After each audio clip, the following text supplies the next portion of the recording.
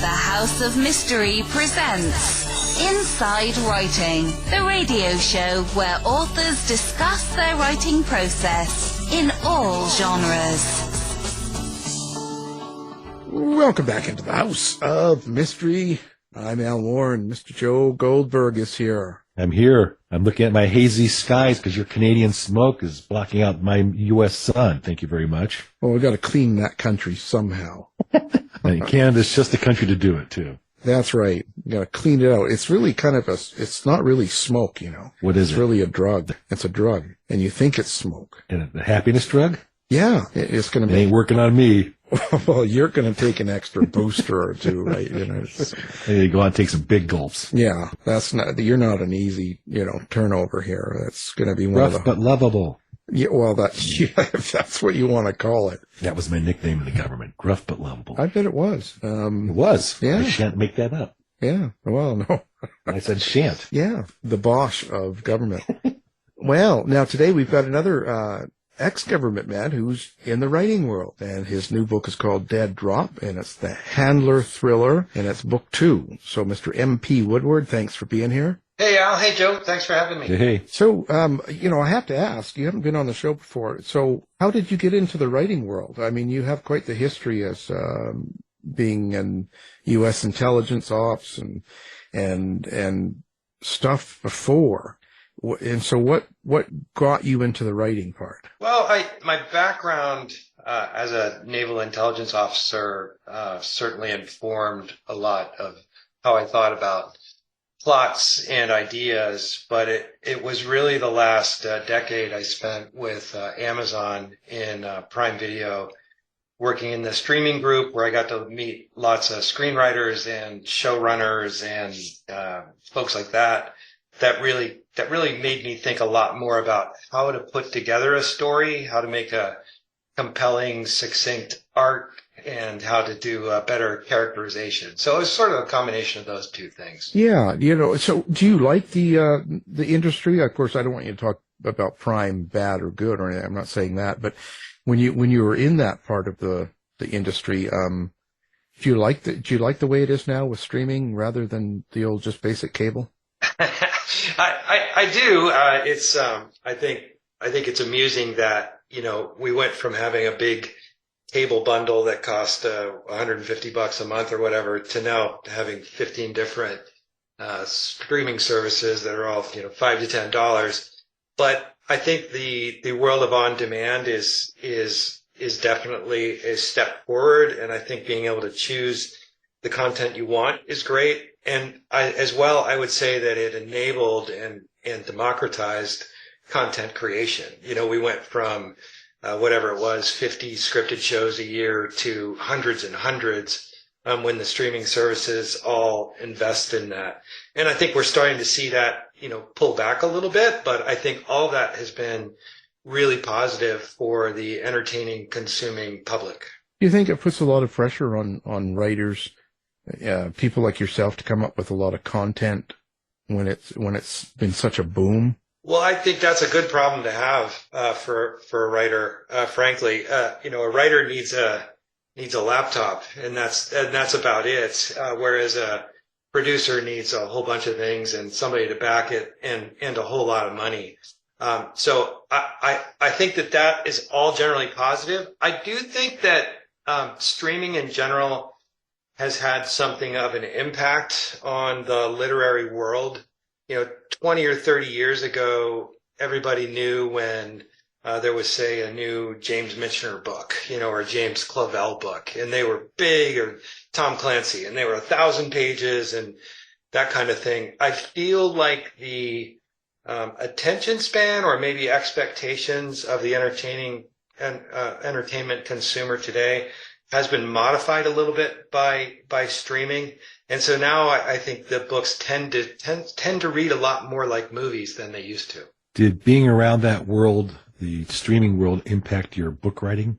Yeah, without a doubt. I think before, like I was into plot and how would this unfold. But when you get into the presentation of plot, I often visualized it as a screenwriter might, and really thought about, well, how do they do this? How do you advance a story simply by, cutting from one setting to the next, rather than having to explain how everybody got there? A lot of stuff, I think, in writing can actually be done, quote unquote, off camera.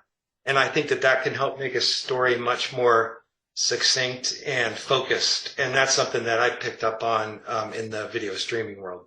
So now your series, The Handler, this is book 2. Tell us a little bit about what the series is. Yeah, it focuses on a family, a divorced couple, where the male, whose name is John Dale, is out of the CIA, but his ex-wife has stayed in. And in the first of the series, he's pulled back in effectively because of a problem they have that only he can help solve. So he's forced to work with his ex-wife, and of course there's a lot of tension there. And that focused on getting someone out of Iran. In this second book, it's the same cast of characters, but it's much more focused on Israel and Mossad, and the competition the CIA has with the Mossad, and the different ways that the two spy agencies look at a particular problem, and that puts them in conflict and endangers them. But throughout, I try to focus on this theme, this emotional connection between the two main characters and their daughter, and how that can affect intelligence operations. Well, that's my next question. Let's stick with the character part. You obviously researched or know about the difficulty of having a family or relationships. I was in the agency. Divorce rate was high. People were always traveling. A lot of interagency relationships because of that. So you obviously were trying to describe that or use that as a character development point. Yes, I was. Some of this goes back to my earlier career. When I was an intelligence officer, my job was really to collate information coming in from various of America's spy agency resources, right? And so that includes the NSA and the CIA and the various military intelligence services. And so in doing that, you get to know people. And I think that a lot of regular civilians think of this world as being somewhat monolithic or populated with sort of prototypical carriers or characters that are stereotypes. Whereas in my experience, these are all very, very real people. And they are, for the most part, very much doing something that they feel is very honorable, but they have conflicts in their personal lives, as we all do in our professional pursuits. And I simply wanted to portray that. I didn't want to try to write a thriller where, the main characters are the president and the secretary of defense, because, I haven't worked in the White House, but I have worked with the people doing these things at, call it the kind of mid officer level. And I think of them as, ordinary people doing extraordinary things. And I really wanted to dramatize that. How would you describe your relationship then with your characters in this series? Intimate, maybe psychologically unbalanced. I don't know how it is for other writers necessarily, but I get very emotional when I'm writing these things, and I think that when I do, that actually comes through and is helpful. And I figure that if I can get emotional about them, it's because I care about them and they've become real to me. And if they've become real to me, hopefully they've become real to my readers as well. So it's an aspiration for me to attain that. Well, where did they come from? How did you develop your characters, or is this, maybe explain that process? Yeah, I think I started with the idea of a divorced couple, first of all, because I'd seen some divorced couples who'd worked together well. I liked the idea of a strong career woman and all the sacrifices that strong career women make. And I've worked with many over the years who balanced very complicated lives, as single mothers, as executives managing both up and down. So I wanted a strong female character, I think is where this really started. And then to give her conflict in her life, I wanted her, her former relationship to be someone who was different from her, yet they still have something of a symbiotic relationship. So that male character started as a foil for my strong female character, but then he took on a life of his own. And once I had populated those two, I wanted to portray a couple of things. I wanted to make sure that I illustrated that even though we're talking about, important things like national security, everyone still works in a bureaucracy, and that can be frustrating. All of us have dealt with bureaucracy and bosses and people that you don't think see it the right way or have not necessarily their best interests at heart. So a lot of other characters I wanted to illustrate that way, both good and bad. Well, how do you illustrate character development and change? Do you plot out what you're going to have, what you want them to be, and write the plot around that? Or does the plot sort of exist and you plot your characters along that line? Yeah, that's a super interesting question. I think the plot exists as the center of the wheel, and the characters are the spokes. And each of those spokes rotates around, and each character completes his or her arc. So I definitely try to think about the plot causing a conflict for the characters that they must ultimately resolve, whether they're a bad guy or a good guy. And in so doing, they start the book one way and they end the book another. And if I've done my job right, that happens for all the principal characters, and hopefully with something of an ironic twist as well. When you have a plot that covers things like national security and nuclear negotiations and things like this, in this conspiratorial culture we have of late, do you ever think about what maybe some of the readers will read into this story or find in the book? Maybe, and if they do, I think that's a good thing. There are certain themes in these books, and I've just finished the third one, and there are certain themes that I want to get across, and so I hope readers are actually thinking about some of those things rather than just enjoying an action scene. I want that to happen too. I mean, this is ultimately entertainment, but I would like readers to be thoughtful. And in the case of Dead Drop, the book we're discussing now, one of the things I wanted to get across was the differing points of view of the Iranians, the Israelis, and the Americans, and how much each of those is influenced by their own political systems back home. And all that comes to conflict through these characters who are farther down the pecking order. But I hope that readers will actually learn something about this, that they'll learn a little bit about the Israeli point of view, about how Mossad operates, as well as why the Iranians think that they are justified in their pursuit of nuclear energy and nuclear weapons. Well, what did MP learn about himself going from the first book to the second book? How were you different as of writing a second book? Yeah, everyone told me. Well, let me say that when Penguin picked up the first book, I had the pleasure of meeting several authors, and it was a multi-book deal for the series. And all these other authors said to me, pretty successful guys, all of them best-selling authors. They said to me, hey, your second book, not to put more pressure on you, but the second book is always the hardest one.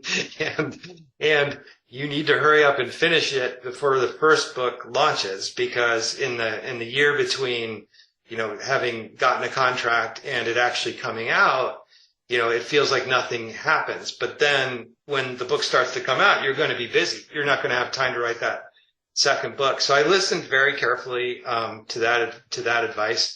I think writing the second book is hard only because somebody's watching you. When you write that first book, you don't necessarily know if, is this just a hobby or is this going to go somewhere? And the second book, people have paid you money. And so you are very focused on getting it right. And so the pressure makes that hard, but it also makes you work harder. And I would say that the thing that I learned is that characterization is just key. The way I see it, you can come up with a plot, but ultimately, the people move the plot in the story. The plot don't move the people. And that's really what I learned in the second book, is that anytime I got stuck, I could rely on those strong characterizations I'd built since the first one and have that push the story forward. Well, you know that the editor is that's an interesting, give me some thoughts. You know the editor is going to be reading your book. He's looking over your shoulder. He or she's looking over your shoulder. Are the readers looking over your shoulder now as you write your book? Are you thinking about them? Only in a positive way. I get a lot of encouragement. That's actually been something that was surprising to me was, I guess with social media, you know, everyone's in touch with everyone if they want to be. And, I had a lot of reach outs, just on Facebook or Twitter or from my website. And, some of them 99% of them are super encouraging. And one that stuck out for me was I got a message on Facebook from a gentleman, and he said, I love this book. He was speaking of The Handler. And he said, I really need you to write a sequel, and I need you to hurry up. I'm 93 years old and I live in New Zealand. So I thought, all right, sir, I will hustle up and make sure we get you one. And so here it is. I'm writing it for you, sir. Yes, that's right. Put him in hope you put him in the dedication and the acknowledgments, right? You're right. I should. That was a miss. I should have done that. And then afterwards, he writes a bad review. I'm not in the acknowledgments. No. Better not. I can get to New Zealand. So are you thinking about violence on the page when you write it? Or are you conscious, you know, in this ever-sensitive world? Or do you just go ahead and write how you think it should be and not worry about it? I write how I think it should be and not worry about it. And what I try, like I mentioned, I think that the genre has changed a little bit. In a Jean Le Carré book, you know, there really aren't fight scenes, right? It's all psychological and gamesmanship.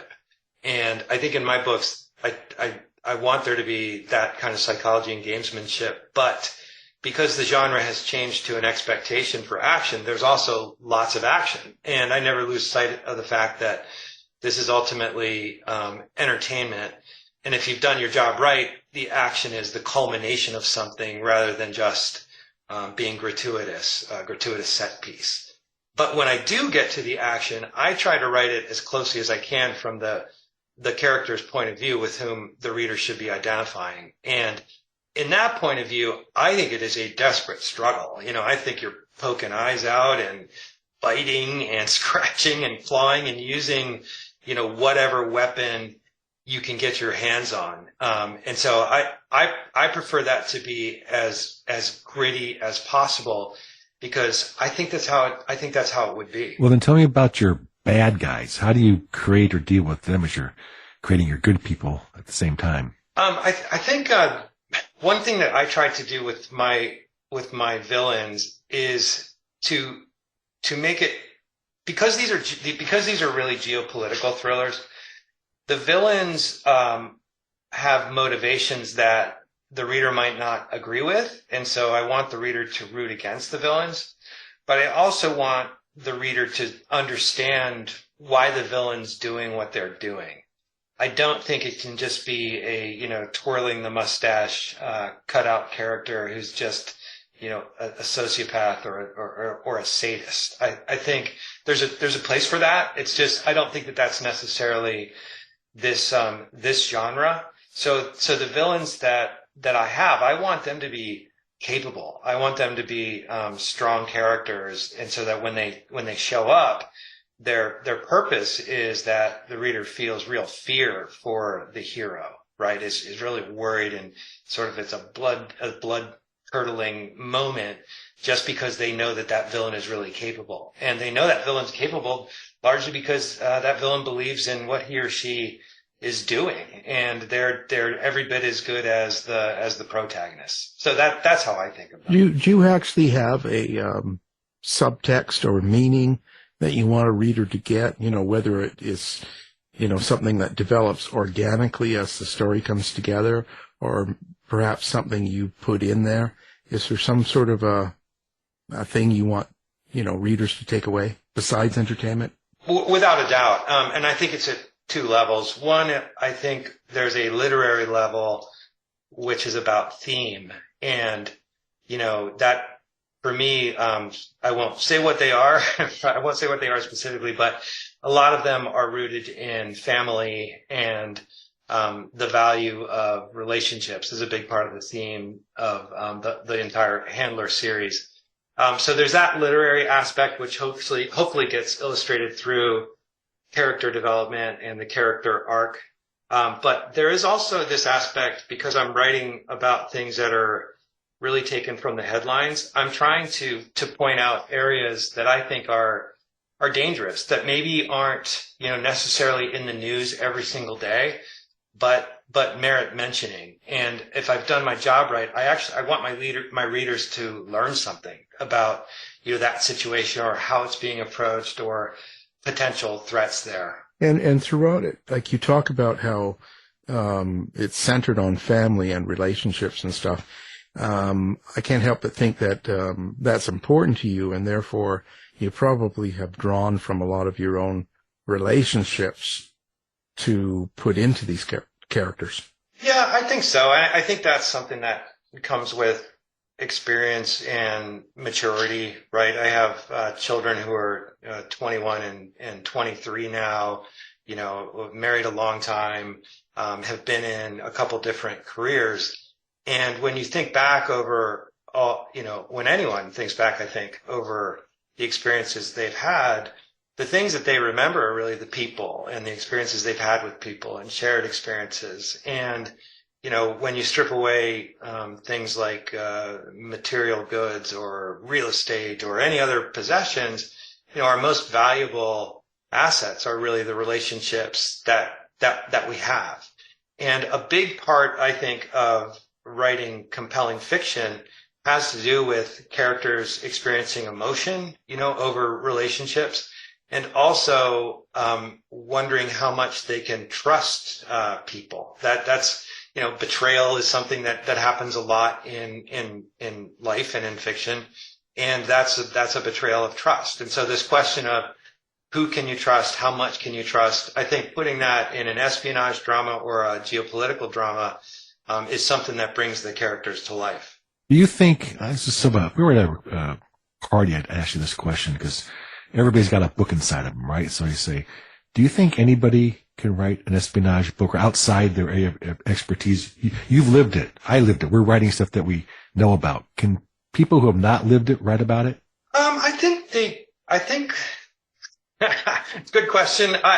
It's a theoretical question. There's not a yes or a no, because everybody's different, but it's, everybody asks the question to me and I'm like, I don't know, go ahead, give it a shot. Well, I think writing a fictional drama, writing an arc of a story is it's a job, it's a craft, it's something that can be taught and can be learned. I don't know that most people put a lot of thought into it, but if they did, they could certainly get that part.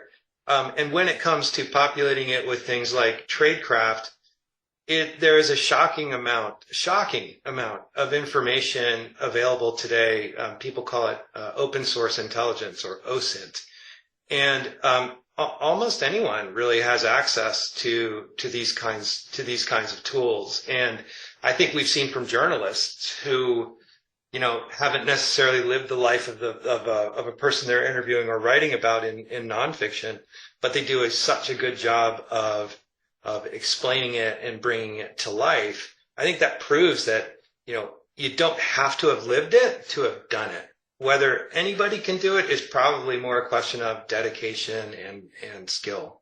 Well, do you like to write? Oh, I love to write. I write every single day for a couple of hours at least. And, it's what I'm usually thinking about until I'm just wrapping up my fourth book, which is a standalone and is different from the Handler series. I just finished the third handler book as well. And so it's been a particularly active couple of months for me, and hopefully I will have everything wrapped up to be able to take August off and then get back to work with a fifth book in the fall. Do you actually keep a series Bible, or do you sort of have a way of keeping track of characters throughout your, let's say, in this handler series?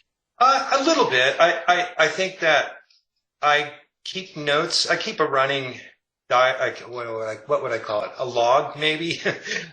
Basically a document that's open at all times on my computer for ideas as well as how characters might develop. But to be honest, it's never that far from the surface of my mind that much.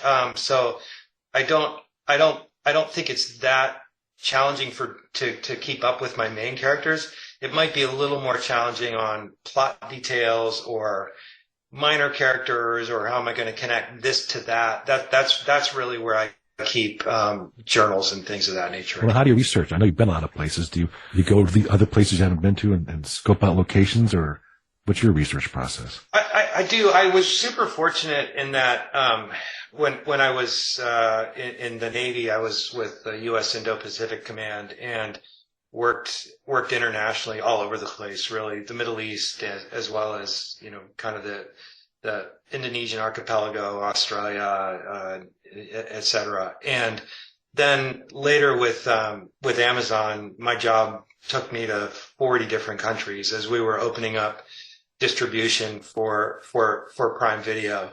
So I have the benefit of having been to a lot of places. That said, my most recent book that I just finished takes, a significant chunk of it takes place in East Africa. And so over the Christmas holidays, I actually went there for 3 weeks. And there's some other countries I'm planning on visiting, because there's no substitute for having been there. And my aspiration is to know every place that I'm writing about, to know it fairly well. I think it makes the writing easier, and it makes the story better. Well, which comes first for you? Is it the location, the plot, or the character? Like, where does it start? I'd say it's the character, the plot, and then the location. Now that said, that's how I think about it in terms of like if I was going to build an outline. But the presentation of the story is often starting with a location, just because you want to start with the character being somewhere or saying something or experiencing somewhere. Hey, they just wiped the grit of the sands of Egypt out of their eyes, right? Like you need to establish that very early in the story, in the chapter or scene. But when it comes to constructing a story, I think it starts with the character. But it sounds like your location, you write it as a character itself in a way. In some respects, yeah, I think that's true. So where do you see yourself going with this? Like what's next? Obviously you've written a few other books, it sounds like. I have, yeah. So in the Handler series, we have Dead Drop now, and then there's a third book which doesn't have an official title, so I won't make one up right now, although I have a working title. And that should come out next year, and hopefully also next year will be this standalone book, which is a little bit more of a military focus, and with a little bit more of a bent to China. And again, it is a standalone book that has nothing to do with the Handler series, but that's what I'm working furiously to complete right now. So you ever thought about getting out of the genre at some point, going into To Kill a Mockingbird or something like that, or is it could be military geopolitical thrillers? I sure have, and I think you have to earn your way into that, right? If you got into the NFL as a kicker, but you really wanted to be a quarterback, well, you got to kick first, and earn your place on the team, and then work on your arm. And I think that's where I'm at. There's definitely things that I would like to explore, particularly thematically and emotionally, that aren't necessarily, what you'd consider to be in spy thriller land. But as I said, I know I need to earn that right with readers and with my editor. Well, what makes a good book for you? Yeah, exactly. That's right. What makes a good book? I think super strong characterization. If I feel genuine emotion when the hero is threatened, then I think it's a good book. I also think authenticity and believability. For me, that's important. I have enjoyed the occasional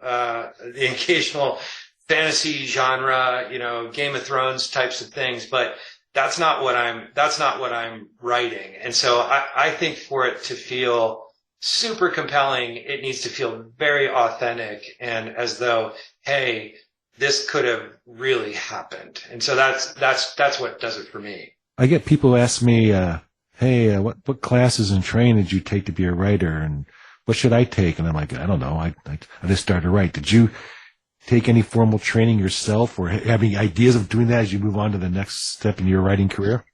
You know what? I oddly enough, when I was with the U.S. Indo-Pacific Command, I had this job for about 3 years where I wrote war games. And not only did I write the war game scenarios for this vast command, spread across the Pacific, I then had to generate all the message traffic and all the things that these various units spread around the world would react to in an exercise. And so in doing that, I kind of got into it. I enjoyed having a big scenario. I enjoyed portraying various reactions from other governments, other units, and that kind of thing. So that started it for me almost as like plot training. And then in terms of honing the language and the prose, I had an unusual training ground in Amazon where, as an executive at Amazon, that culture rather famously relies on the written word. PowerPoint is not allowed at Amazon. Everything's done, via a document. The document can't be longer than 6 pages. Your career sort of hinges on writing these documents. And so I think successful executives at Amazon are also pretty good journalists. And I got a lot of that training there and a lot of writing and rewriting and really thinking about how to portray ideas while doing that job. Well, you got out of the government time because you can be replaced by AI now. They can do all those war games. Well, that would be convenient, If I could start there, yeah, maybe I would give it a try. I do think AI is super. Its significance can't be overstated. I think it's huge. But I also think that it's been with us for longer than anybody seems to talk about. If you think about Alexa, which launched in 2014, what is that other than an AI engine? And so this has been evolving for quite a while. I think it's just one of those moments when it broke into the consumer consciousness with ChatGPT that all of a sudden everybody's really thought where this could be headed. But many people have been thinking about it for a long time. What's your thought on the Chat GPT? Isn't it just kind of like computerized plagiarism in a sense? I think it is a super efficient way to organize all the information that you could go get on the internet and then presenting it in a way that is convenient and consumable for a regular person. And I think that's the magic of it. If you play around, I'm sure, you've played around with it, but it's a garbage in, garbage out kind of model, right? If it's it can go and collect all kinds of stuff sometimes, which is wrong or incomplete because it's getting whatever is out there. So I think it is. I think its commercial reality will be that it will be the next version of search. It seems pretty clear to me that this is what Google and Bing will become fairly quickly. And if you think about what Google has done is, they're the guys, whether you know it or not, that indexed and organized the entire internet. And so I think that they'll continue to do that, as will a couple of other companies. And the presentation of the internet will become more interactive through things like Chat GPT and other AI tools. Yeah, world's changing. Now, speaking of that, do you have a big presence on social media? Do you have a web page? How do you like to interact with readers? Yeah, I have. I have a website, mpwoodward.com, mpwoodward.com, and also on Facebook at mp.woodward, and of course Twitter at mpwauthor. Facebook is where I find most of the thriller readers are, and the followers there kind of really blossomed over the last year or two, a lot more than I thought they would, and very organically. So that's super gratifying. On Twitter, I find that it's that there's some interaction there as well, but a lot of times it's with other people in the writing community. Quite frankly, I also keep up with a blog. You mentioned things like AI, and we talked a little bit about other geopolitical problems. Where when I'm in doing my research, I try to about once a month highlight an article to show, hey, here's something that's going on in the world that you might not have seen. And I like to share those on LinkedIn as well as on my blog. But I often try to relate them back to my tech career and current business. Well, of course, we'll put everything up on the website so people can find you with one easy click, and appreciate it. And you ever find yourself writing a story and halfway through you kind of get like a block and you don't know where to go? That happens to me about every 3 days. Yeah. Do you have a system for getting out of it, or are you able to put something down and move on to a different book or a different story? No, I'm generally one story at a time, but I would say that I have two, maybe three ways to do it. One is, I try to stream of consciousness, just sit there and write and ask myself questions. Well, why would this happen? Well, why would that happen? So that you're logging exactly what you're thinking in real time. And a lot of times that'll resolve it. The other thing that will resolve it is just stepping away from it for a day or two. And I like to read a lot of nonfiction, particularly things related to research, but I also love to read historical biographies, because when you're reading those, you realize, hey, here have been extraordinary people who have been faced with things that they've overcome one way or the other. And I don't know why, but that has a tendency to make me think a little bit more openly and get out of the mental box I've created for myself. Yeah, it's a good idea. Well, we certainly had a pleasure having you on. Learned a lot. Now I can write a book and be successful. Just have chat do it, man. Somewhere between the two, I'm sure you're right. Yeah. So our guest, his new book's called Dead Drop, and it's a handler thriller. It's book 2. MP Woodward, thank you for being here. Alan, Joe, it's been my true pleasure. Thank you very much. You've been listening to the House of Mystery radio show. To find out more about our guests, hosts, or shows, go to www.houseofmystery.com. Show's over for now. Was it as good for you as it was for me? Well, good night. This has been a production of Something Weird Media. I'll be back.